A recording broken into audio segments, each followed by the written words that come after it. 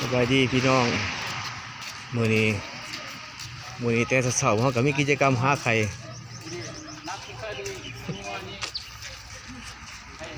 เมตตาหาเพื่อนได้เมตตาหาเพื่อนได้สองหน่วย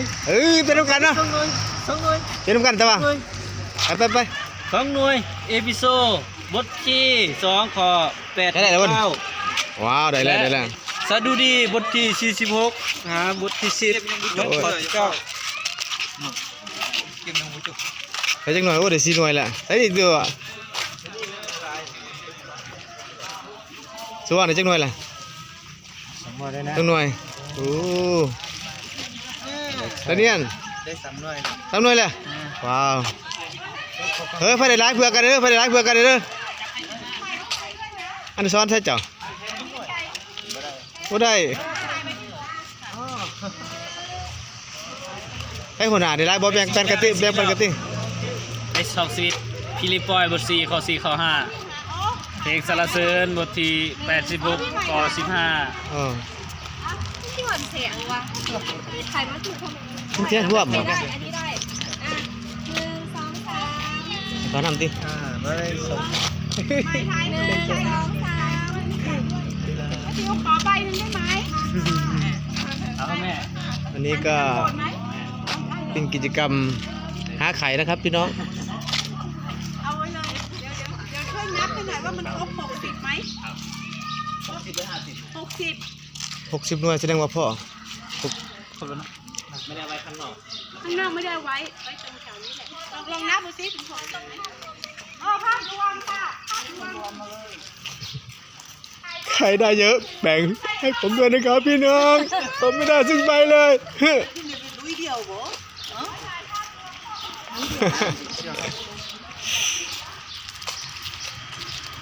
เฮ้ไปนับเบิ่งว่ามันได้ครบ60หรือถ้าได้60ก็แสดงว่าหมดแล้ว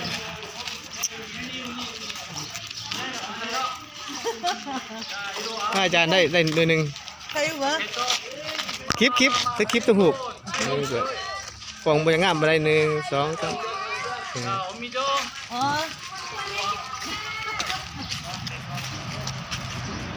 เข้าไปกลางนะครับ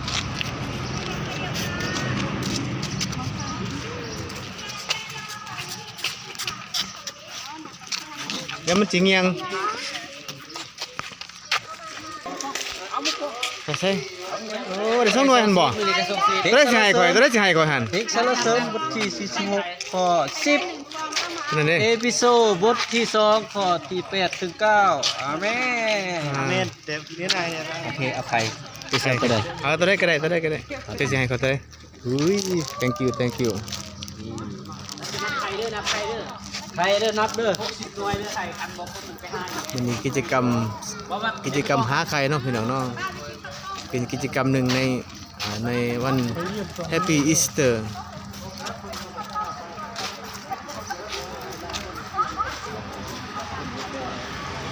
พร้อมนักศึกษาพร้อมด้วยอาจารย์พร้อมด้วยนักศึกษาทุกคนเนาะเอพิโซดที่1ข้อ4ที่5เสียวสิอยากกินข้าวแห้งนะบ่คุณสิไปยืนถามประตู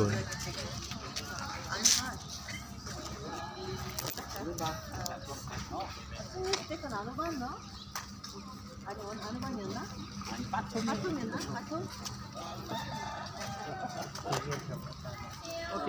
ก็กินข้าวครับเบิดเด้อบ่แค่นี้เด้เพิ่นบ่ได้เสียงไว้ติบ่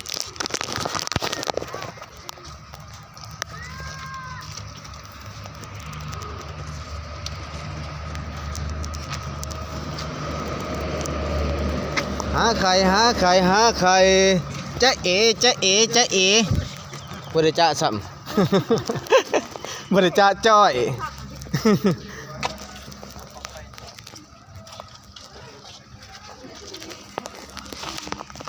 น่าจะหมดแล้วมั้ง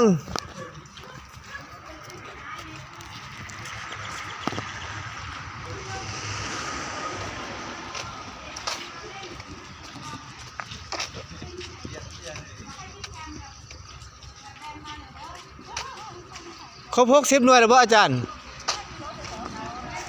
ครับ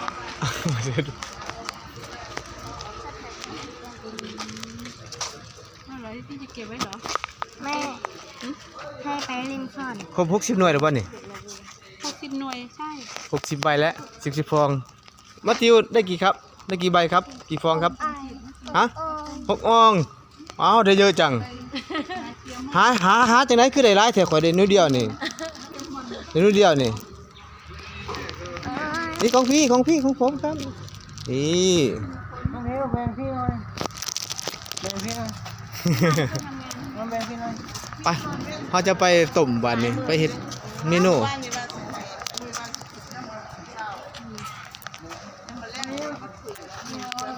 ครับสำหรับคลิปนี้ก็หมดเพียงเท่านี้ครับพี่น้องเบิดเพียงเท่านี้พี่น้อง